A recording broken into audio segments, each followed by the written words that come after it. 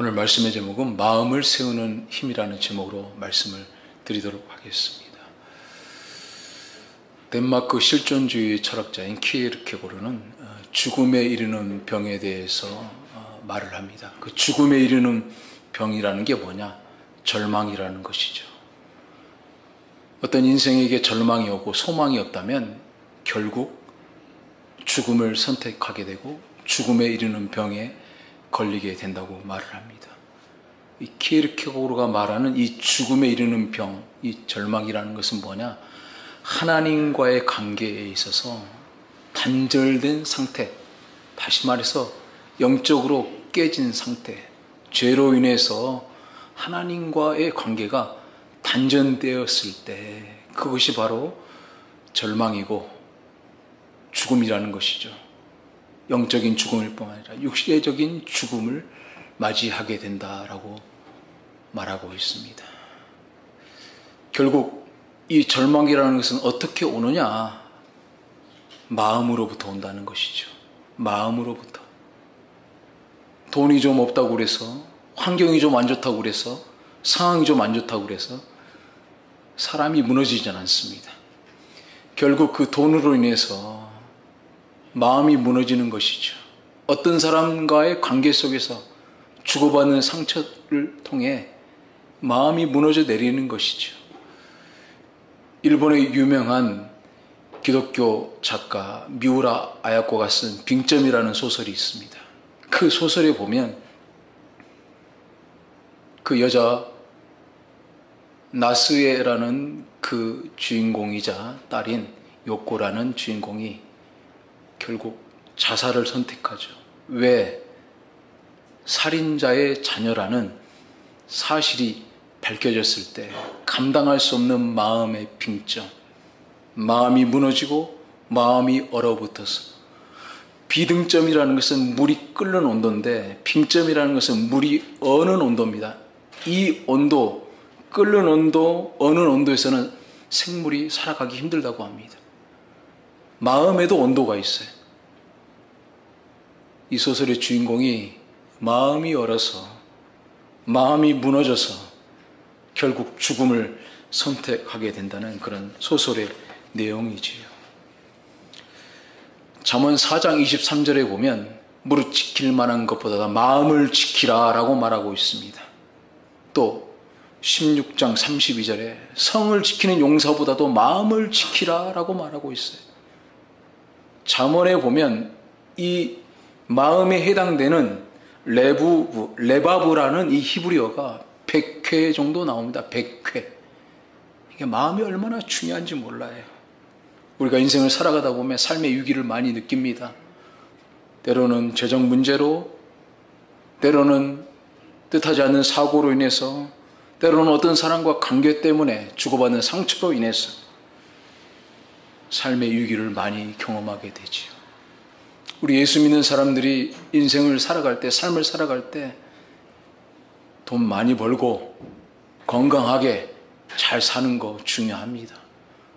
그런데 가장 중요한 것은 우리 인생에, 우리 신앙의 삶의 위기가 올 때 그걸 어떻게 아름답게 극복하느냐가 더 중요하죠.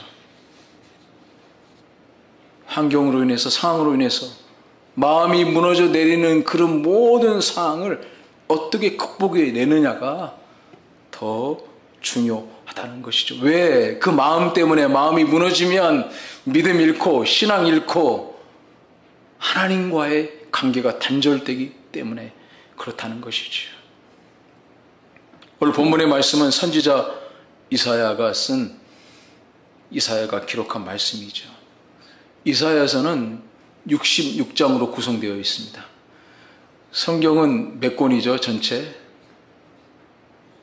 구약은 39권, 신약은 27권, 우리가 3927. 이사야서가 바로 66장이에요. 그래서 1장부터 39장은 열방에 대한 심판에 대해서 기록하고 있고 40장에서 66장은 회복과 위로에 대해서 말씀하고 있습니다. 이 40장부터 제2 이사야, 제3 이사야 이렇게 논란이 많은데 그것은 그다지 중요한 부분이 아니고요. 중요한 것은 심판을 계속해서 이사야를 통해서 말씀하고 계시다가 오늘 40장 말씀부터는 위로와 소망이라는 거예요. 무너진 이스라엘 백성들에게, 또 힘들어하고 고통 가운데 있는 저와 여러분들에게 2700년 전에 써진 이 기록된 말씀이 여전히 일어서라고, 너는 할 수 있다고, 너에게는 소망이 있다고, 어떤 절망 가운데 있는 상황 가운데 있을지라도 하나님은 우리를 회복하기를 원하시는 그런 위로자 하나님이시라는 거예요. 그래서 이사야 40장 오늘 집에 가서 읽어보시면 내 백성을 위로하라, 내 백성을 위로하라 2번이나 강조해서 말하고 있어요. 계속해서 위로하라, 나함이라는 히브리어죠. 나함, 위로하라, 위로하라, 위로하라. 오늘 본문의 배경은 이런 배경입니다. 이사야는 북이스라엘이 720년경, 22년경 BC 멸망했을 당시에 활동했던 선지자인데, 지금 일어난 일이 아니라 앞으로 일어날 일에 대해서 오늘 이사야 40장 170년 후에 일어날 일, 바벨론 포로로 유다 백성들이 끌려가서 거기서 어떻게 처참한 생활을 하고 어떻게 고난을 당하고 어떻게 마음이 무너지고 힘들어하는지 그 상황에 대해서 얘기하고 있는 거예요. 예루살렘 성이 무너질 뿐만 아니라 성전이 무너집니다. 그들의 삶의 터전이 완전히 황폐화돼. 그런 상황을 얘기하고 있어요. 이스라엘 백성들에게 자기의 삶의 터전 조금 무너지는 것은 별 문제 아니에요. 그런데 예루살렘 성이 무너지는 것도 그다지 큰 문제는 아니에요. 문제긴 문제입니다만은, 그러나 가장 중요한 것은 성전이 무너졌다는 거예요. 성전은 그들의 존재 자체이고 삶의 터전이고 그들이 살아갈 이유예요. 우리가 생각했던 그 성전의 개념하고는 완전히 다릅니다. 하나님 존재 자체라고 생각하고 있는데 성전이 무너졌다는 거예요. 그걸로 인해서 이스라엘 백성들이 마음이 무너지는 것이지요. 39장까지 그런 내용이에요. 심판이에요. 또 40장도 그런 170년 후에 일어날 일에 대해서 말씀하고 있어요. 그럼에도 불구하고 이사야는 위로하고 있습니다. 하나님의 은혜가 있다. 내 백성을 위로해라 이사야야. 이제 노역의 때가 끝날 것이다. 내가 이 땅을 어떻게 창조했고 내가 너희들에게 어떤 하나님이신 줄 내가 너희들에게 알게 할 것이다. 그것이 오늘 본문의 말씀입니다. 다시 한번 말씀드립니다. 이스라엘 백성들은 마음이 무너졌어요. 우리가 삶을 살아가다 보면 마음이 무너질 일이 너무 많아요. 제가 사역했던, 수년 전에 사역했던 교회에 황 집사님이라고 계셨어요. 남편이 교통사고로 40대 초반에 갑자기 돌아가셨어요. 그 집사님이 굉장히 날씬한 분이었는데 남편이 돌아가신 이후에 살이 찌기 시작하더니 얼마나 살이 찌는지 신방을 한번 갔더니 왜 이렇게 집사님 이렇게 갑자기 살이 찌셨어요?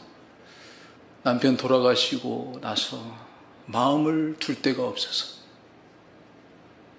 그 전주 백제도로라는 곳이 있거든요. 백제로라는 곳이 하루에도 수십 번 밤에 차를 몰고 나가서 백제로 끝에서 저 끝까지 10번도 왔다가 20번도 왔다가 때로는 30번도 왔다 갔다 새벽까지 계속 왔다 갔다 하다가 지쳐서 새벽에 들어와서 잠을 자고 배고프니까 밥을 먹고 야식을 시켜 먹고 그러다가 이렇게 살이 쪘어요.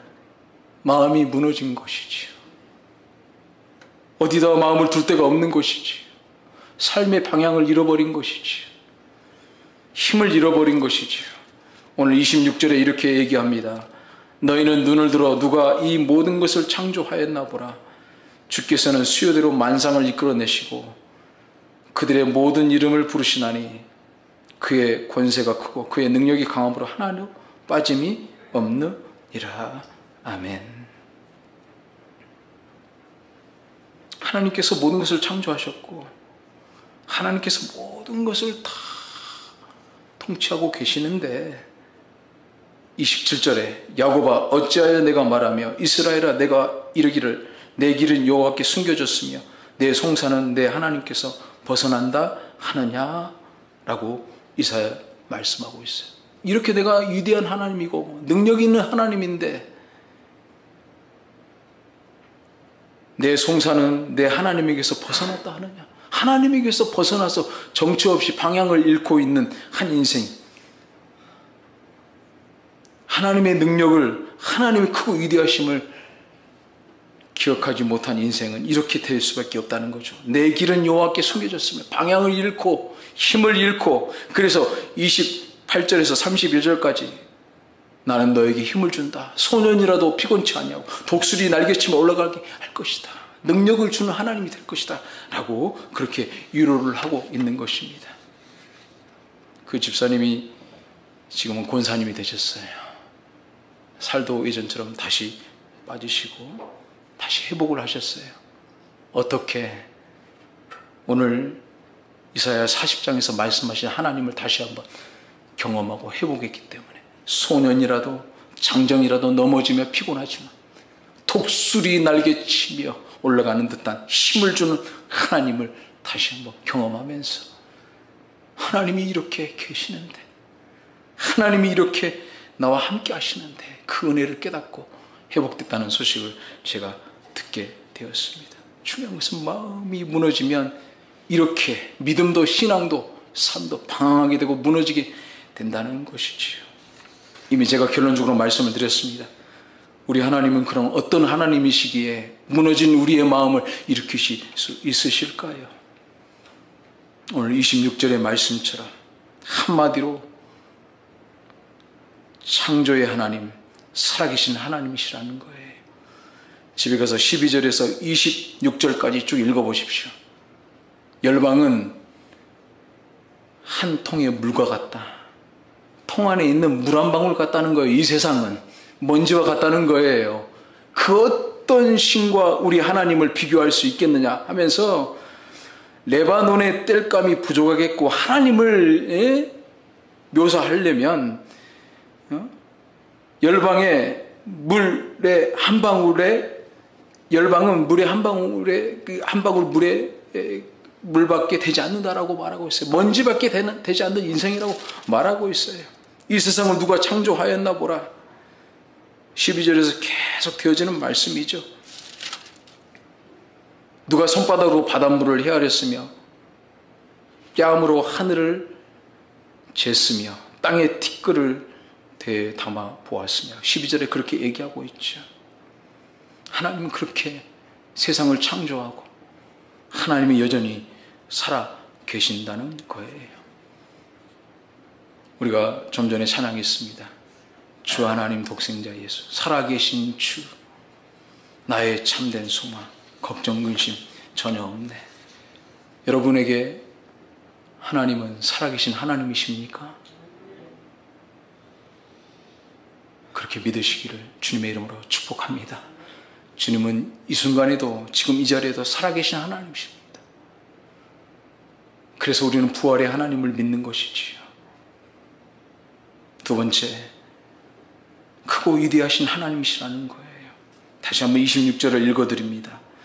너희는 눈을 높이 들어 누가 이 모든 것을 창조하였는가. 창조하셨고 살아계신 하나님 뿐만 아니라 보라, 주께서는 수요대로 만상을 이끌어내시고 그들의 모든 이름을 부르시다니 그의 권세가 크고 그의 능력이 강함으로 하나도 빠짐이 없느니라. 권세가 크고 능력이 강함으로. 위대하신 하나님이시라는 거예요. 위대하신 하나님, 크고 위대하신 하나님. 우리 교단 선교사님 중에 필리핀 배경모 선교사님 분이 계십니다. 수년 전에 필리핀 감옥에 갑자기 수감이 됐죠. 이유는 누명을 시험받았어요. 불법 무기 소지자, 엄청난 무기들을 이 선교사님이 소지했다는 것으로 인해서 누명을 시험받았어요. 억울하게 감옥에 갇혀 있는데 150명이 이런 조그마한 공간 안에, 이 반절도 안 되는 이 공간 안에 150명이 꽉꽉 들어져. 필리핀이 덥잖아요.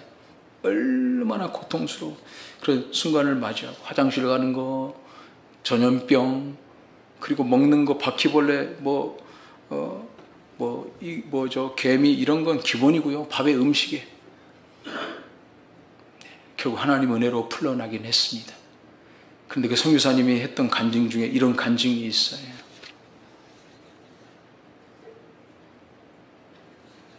이 150명 수용자들에게 어느 날 한 명씩 돌아가면서 노래를 시키더래요.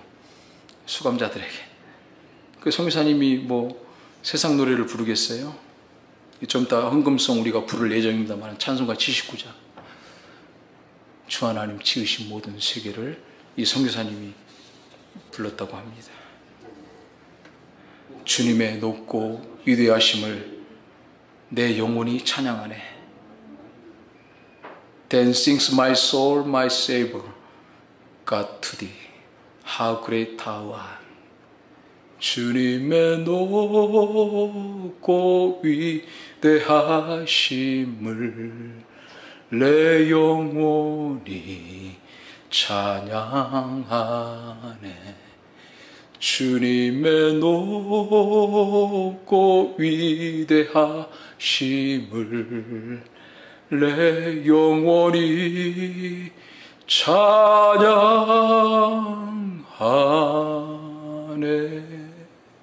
그 찬양을 부르는데 이 150명 필리핀 사람들은요, 정서적으로 아주 시끄럽대요. 왜냐하면 이 사람들이 자꾸 말을 하고 이렇게 시끄럽게 하지 않으면 정서적으로 이 사람들 오히려 불안하대요.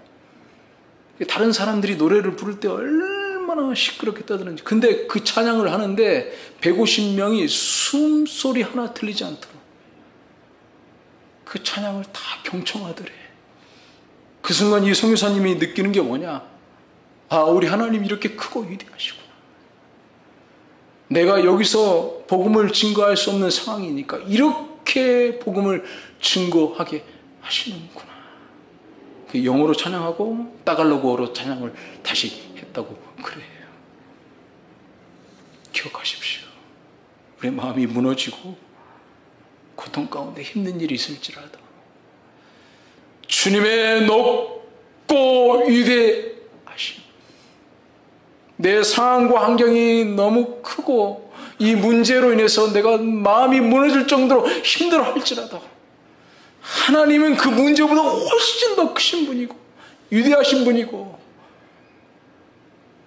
해결하실 수 있는 분이심을 믿으시기를 주님의 이름으로 축복합니다. 주님의 높고 위대하심을 내 영혼이 찬양. 마지막으로 하나님의 사랑입니다. 하나님의 사랑.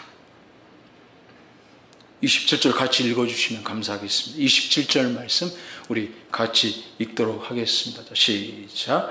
야곱아 어찌하여 내가 말하며 이스라엘아 내가 이르기를 내 길은 여호와께 숨겨졌으며 내 송사는 내 하나님께서 벗어난다 하느냐. 아멘. 야곱아 어찌하여. 이스라엘 민족들아 유다 민족들아 하지 않고 야곱의 개인의 이름을 부르고 있어요. 우리의 마음이 무너지고 힘들어할 때 하나님은 우리의 이름을 부르십니다. 김집사, 누구누구 권사, 누구누구 성도야. 이진산, 진산아, 어찌하여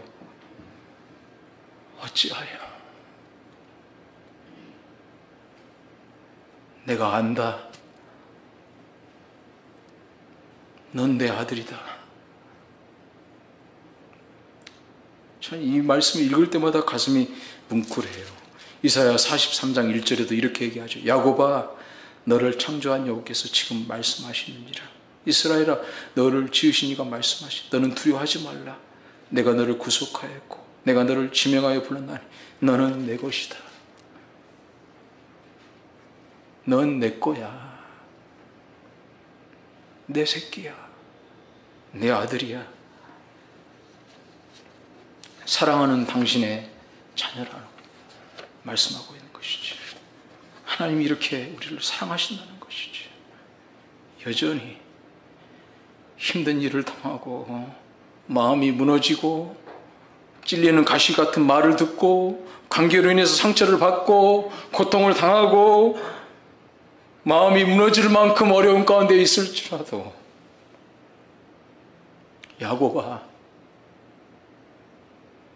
사랑, 나를 부르시는 그 하나님의 변함없는 그 십자가의 놀라운 사랑, 그 은혜가 여전히 있기 때문에 저와 여러분들은 다시 무너진 마음을 주실에서 일으켜 세울 수 있다는 것이지요.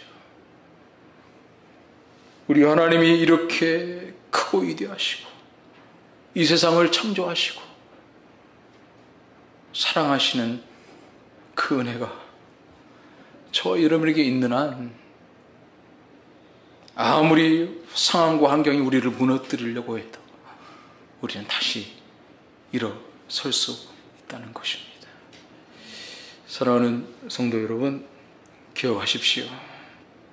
가장 아름다운 성도의 삶은 삶의 위기가 왔을 때 무너져 내릴 만한 어려운 순간과 환경과 역경이 있을 때일지라도 우리 하나님 여전히 이렇게 날 사랑하시는데, 크고 위대하신 하나님이신데, 이 세상을 창조하시는 분이심을 기억하셔서 어떤 어려운 상황이 있을지라도 다시 일어서서 승리하시기를 주님의 이름으로 축복합니다. 하나님 감사합니다.